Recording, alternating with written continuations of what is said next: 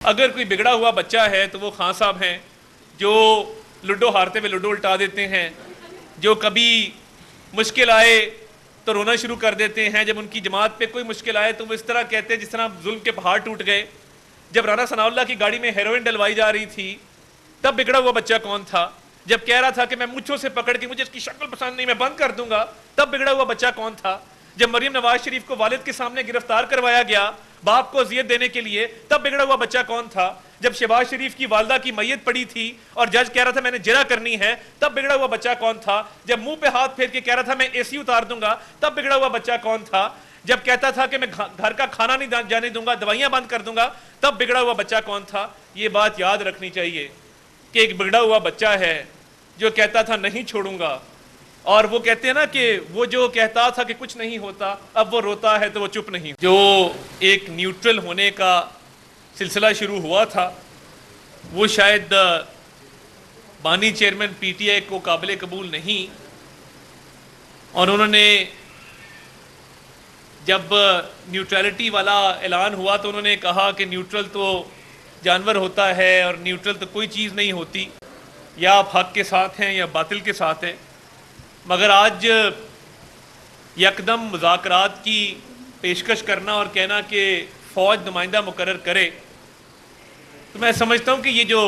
ترلا منت کا سلسلہ شروع ہوا ہے اور یہ بہت جلدی سفر طے کیا میں چھوڑوں گا نہیں سے لے کے مجھ سے پلیز بات کرو، یعنی ایک ٹریلر اس ملک میں چلایا گیا کہ میں چھوڑوں گا نہیں، میں کسی کو نہیں چھوڑوں گا، اور اس کے بعد اب نئی فلم آئی ہے مجھ سے پلیز بات کرو کے نام سے، اور مجھے یہ سمجھ نہیں آتا کہ آپ 9 مئی کے حملے کرتے ہیں، 9 مئی کے حملے کرنے کے بعد شہداء کی یادگاروں کو مسمار کرتے ہیں، آپ کا سوشل میڈیا ایک منظم کیمپین چلاتا ہے قومی سلامتی کے اداروں کے حوالے سے،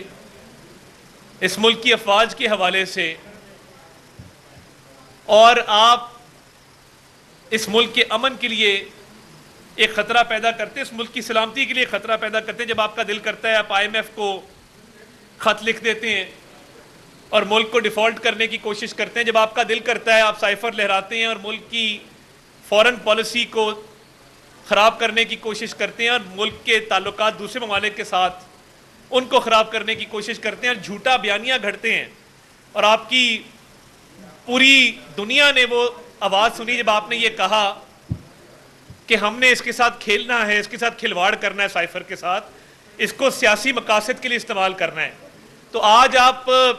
جو مطالبہ رکھ رہے ہیں کہ پہلے چھوڑوں گا نہیں اب پلیز مجھ سے بات کر لو، تو اس سے ثابت یہ ہوا کہ جب ادارہ نیوٹرل ہوا تو اس کے بعد اب آپ اپنی حمایت مانگ رہے ہیں اور کہہ رہے ہیں کہ میری حمایت کی جائے۔ جب نیوٹرلٹی کا اعلان کیا گیا تھا تب آپ نے طرح طرح کی باتیں کی تھی کہ نیوٹرل تو فلاں ہوتا ہے، اور آپ کے جرائم کی فہرست اتنی لمبی ہے کہ وہ ختم ہونے کا نام نہیں لیتی۔ کور کمانڈر ہاؤس کے باہر آپ کی تینوں بہنیں موجود تھیں، فوٹیج موجود ہے،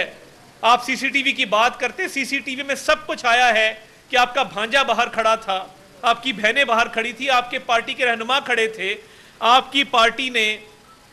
باقاعدہ طور پہ ایک اجلاس کیا جس میں شفقت محمود صاحب نے اور شمسام بخاری صاحب نے اختلاف رائے کیا کہ ہم نے کور کمانڈر ہاؤس نہیں جانا، ہم نے فوجی تنصیبات پہ حملے نہیں کرنے، ہم نے چاگی کا پہاڑ نہیں جلانا، ہم نے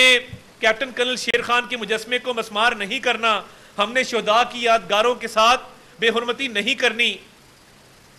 مگر آپ کی پارٹی کے لوگ یہ کہتے رہے کہ خان نہیں تو پاکستان نہیں، اپنے اپنے اہداف پر پہنچو، حملہ کرو، جلاؤ گھراؤ کرو، اور یہ سیاست میں آپ کا وتیرہ رہا ہے۔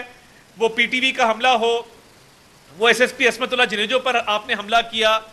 آپ نے آگ لگائی، قبریں کھودی، اسی پارلیمنٹ کے گیٹ کو توڑا، تو آج جو آپ کہہ رہے ہیں کہ نمائندہ مقرر کیا جائے آپ سے بات چیت کرنے کے لیے، آپ کی سمجھ نہیں آتی ہے کہ کبھی گریبان پکڑ لیتے ہیں کبھی پیر پکڑ لیتے ہیں، یہ یکدم سفر کیسے طے ہوتا ہے؟ اور دیکھیے اس ملک کی سلامتی کے اوپر کوئی کمپرومائز نہیں ہے، آپ اس ملک کے لیے ایک سیکیورٹی رسک ہیں، اور آپ کی جو ماضی میں آپ نے جو معاملات کیے وہ فورن پالیسی کے معاملات ہوں، وہ 9 مئی کے حملے ہوں، وہ سائفر ہو، وہ IMF کو خط لکھنا ہو،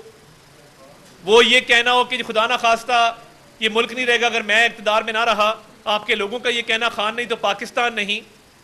تو میں یہ سمجھتا ہوں کہ یہ جو فوج کے ادارے کو سیاست میں ملوث کرنا چاہتے ہیں، یہ ان کی ایک نئی سازش ہے، ایک نئی کہانی گھڑی گئی ہے جیل کے اندر سے، کہ ایک دن اپنی ویب سائٹس پہ فوج کے خلاف منظم پروپیگنڈا کرتے ہیں. اور اس کی ایک وجہ یہ بھی ہے، یہ جو اب کہہ رہے ہیں کہ نمائندہ مقرر کرے میرے سے بات چیت کرنے کے لیے، ان کو پتہ ہے کہ ان کا جو سوشل میڈیا سیل پکڑا گیا ہے اس کے تانے بانے ملک دشمنوں سے ملتے ہیں، اور انہوں نے اس بات کو پریمپٹ کرنے کی کوشش کی ہے کہ رؤف حسن اور جو وہاں پہ تمام لوگ ایک ملک دشمن ایجنڈے کے تحت ایک سوشل میڈیا سیل چلا رہے تھے اور ملک دشمن حکومتوں سے ان کے رابطے تھے. تحقیقات ہوں گی، تمام چیزیں سامنے آ جائیں گی. ان کو پتہ ہے کہ وہاں پہ جن قوتوں سے ان کے رابطے تھے اور یہ ان رابطوں کے ذریعے ملک دشمن پالیسیاں بنا رہے تھے، سوشل میڈیا کے اوپر ملک کی امن سلامتی کو نقصان پہنچانا چاہ رہے تھے. پہلے آپ دہشت گردوں کو واپس لے کر آئے، ان کو بسایا خیبر پختونخوا میں. آج وہاں کے حالات خراب ہیں. آپ کی 11 سال سے حکومت ہے خیبر پختونخوا کے اندر. آپ کی حکومت نے کاؤنٹر ٹیررزم کے لیے کیا کیا؟ نیشنل ایکشن پلان کے ذریعے کیا کیا؟ کاؤنٹر ٹیررزم ڈپارٹمنٹ کیوں نہیں کھڑا کیا؟ وہاں پہ امن کے قیام کے لیے آپ نے کیا اقدامات کیے؟ دہشت گردوں کو آپ بسائیں، IMF کو لیٹر آپ لکھیں، سائفر کے ساتھ آپ کھیلیں، 9 مئی کے حملے آپ کریں، شہداء کی یادگاروں کو آپ مسمار کریں، آپ سوشل میڈیا سیل چلائیں جو ملک دشمن ایجنڈے پر کاربند ہو، اور اب آپ کہہ رہے ہیں کہ مجھ سے پلیز بات کرو. تو یہ جو ہر بات پہ ایک یو ٹرن ہے، اور ان کو یہ بات قابل قبول ہی نہیں تھی کہ ادارہ نیوٹرل ہو گیا. اس لیے اب یہ کوشش کی جا رہی ہے کہ فوج کے ادارے کو اپنے سیاسی مفادات کے لیے سیاست میں ملوث کیا جائے. تو یہ کس طرح کی سیاست ہے اور یہ کس طرح کی منافقت ہے؟ آپ نے آج تک اس ملک کی معیشت کے لیے کیا کیا؟ 2018 میں جو ہستہ بستہ پاکستان ہم چھوڑ کے گئے تھے،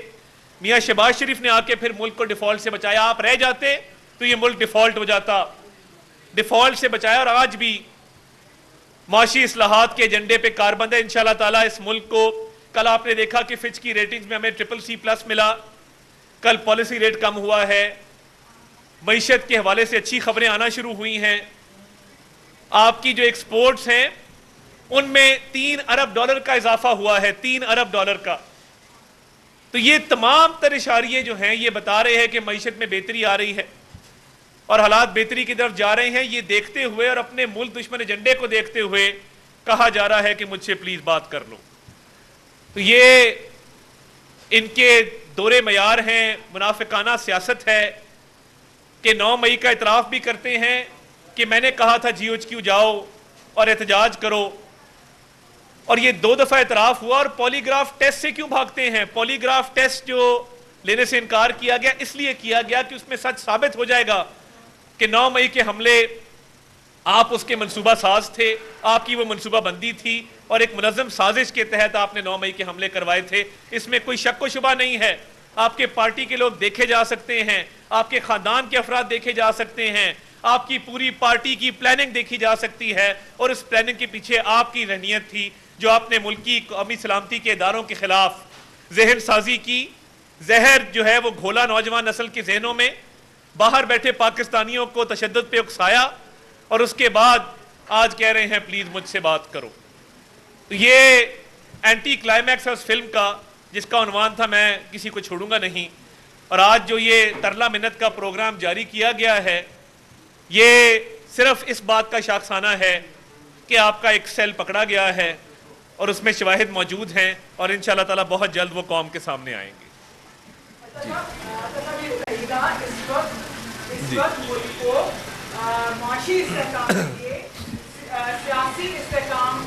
بہت اچھا سوال ہے، بہت اچھا سوال ہے، بہت اچھا سوال ہے. جس دن سے عمران خان صاحب بانی چیئرمین PTI جیل گئے ہیں، سٹاک مارکیٹ اوپر چلی گئی ہے، کیونکہ ان کے ساتھ نیگیٹو سینٹیمنٹ ایسوسیٹڈ ہے. انہوں نے آ کے انویسٹرز کو بند کیا، بزنسز بند کیے، کاروباری شخصیات کو جیلوں کے اندر ڈالا، ٹی وی چینلز کے مالکان کو جیلوں کے اندر ڈالا.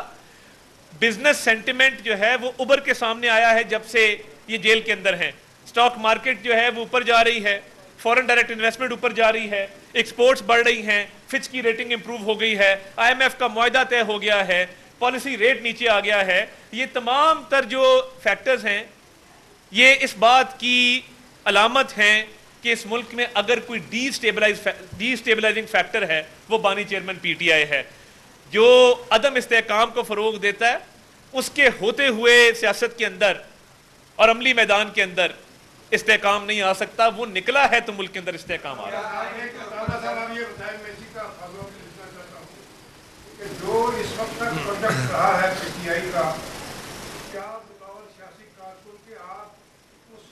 گروہ کو یا اس کونے کو PTIF کیا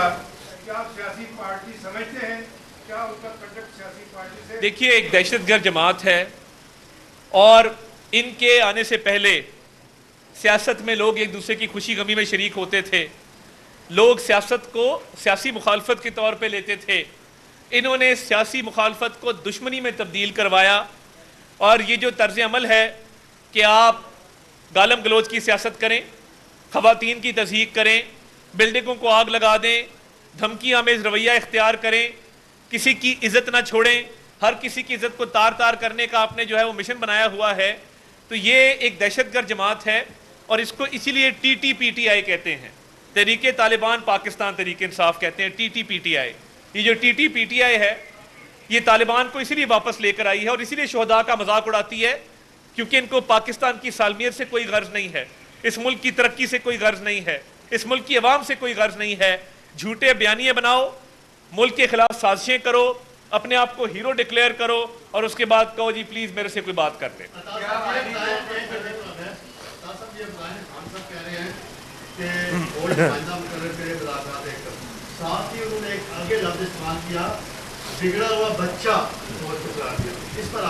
اگر کوئی بگڑا ہوا بچہ ہے تو وہ خان صاحب ہیں, جو لوڈو ہارتے ہوئے لوڈو الٹا دیتے ہیں, جو کبھی مشکل آئے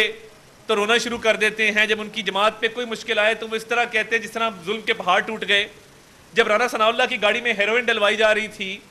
تب بگڑا ہوا بچہ کون تھا؟ جب کہہ رہا تھا کہ میں مجھوں سے پکڑ کے مجھے اس کی شکل پسند نہیں میں بند کر دوں گا تب بگڑا ہوا بچہ کون تھا؟ جب مریم نواز شریف کو والد کے سامنے گرفتار کروایا گیا باپ کو اذیت دینے کے لیے تب بگڑا ہوا بچہ کون تھا؟ جب شہباز شریف کی والدہ کی میت پڑی تھی اور جج کہہ رہا تھا میں نے جرح کرنی ہے تب بگڑا ہوا بچہ کون تھا؟ جب منہ پہ ہاتھ پھیر کے کہہ رہا تھا میں AC اتار دوں گا تب بگڑا ہوا بچہ کون تھا؟ جب کہتا تھا کہ میں گھر کا کھانا نہیں جانے دوں گا, دوائیاں بند کر دوں گا, تب بگڑا ہوا بچہ کون تھا؟ یہ بات یاد رکھنی چاہیے کہ ایک بگڑا ہوا بچہ ہے جو کہتا تھا نہیں چھوڑوں گا, اور وہ کہتے ہیں نا کہ وہ جو کہتا تھا کہ کچھ نہیں ہوتا اب وہ روتا ہے تو وہ چپ نہیں